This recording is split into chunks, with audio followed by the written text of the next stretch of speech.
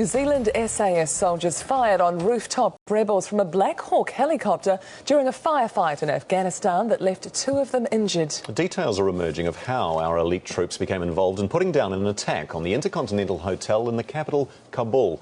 The acting Defence Minister has confirmed the soldiers played an important role in the action. Political reporter Michael Parkin joins us now live. Mike. Simon, this isn't the first time an SAS soldier's been injured in Kabul. In September, one had to be evacuated with a broken leg and a broken jaw. Now, we learnt very little about that because the Defence Force effectively shut up shop.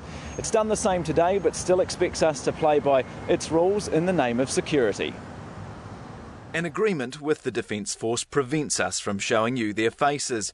But sources have confirmed to One News that these are members of the New Zealand SAS at the scene of yesterday's terrorist attack in Kabul, where 2 of our elite soldiers suffered so-called moderate injuries. They engaged in combat, they sustained the injuries in combat, but there's nothing further to add about the injuries apart from the fact that they will make a full recovery. Apparently a pair of grenades were found in a room and they exploded, and that appears to have killed at least one person and led to the injuries to the New Zealand SAS member. 13 people were killed when 5 suicide bombers and 3 gunmen stormed the Intercontinental Hotel. The SAS arrived at the site in their long-standing capacity as mentors to the Afghan Crisis Response Unit, but the situation became so dire they were forced to join the action. People on the ground at the time obviously are in the best position to make that. It's their professional judgment and they have to take the decisions as they see fit, basically in the heat of combat.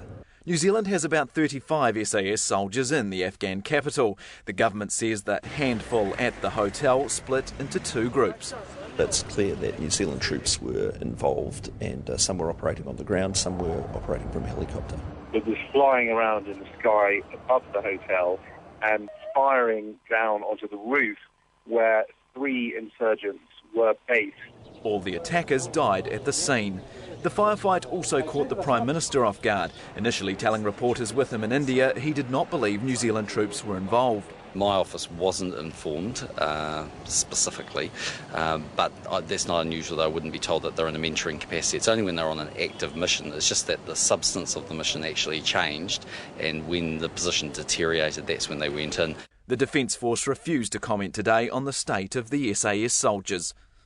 This was clearly a brazen raid, Mike. What does it say about the security situation there in Afghanistan?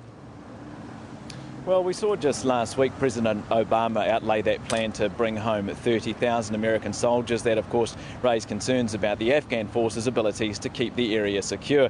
Yesterday's events naturally only strengthened those concerns. As for the New Zealand SAS, well, their deployment is meant to end in March 2012. We've heard nothing from the government today that would indicate they'll be brought home any sooner. In Wellington, Michael Parkin, thanks very much.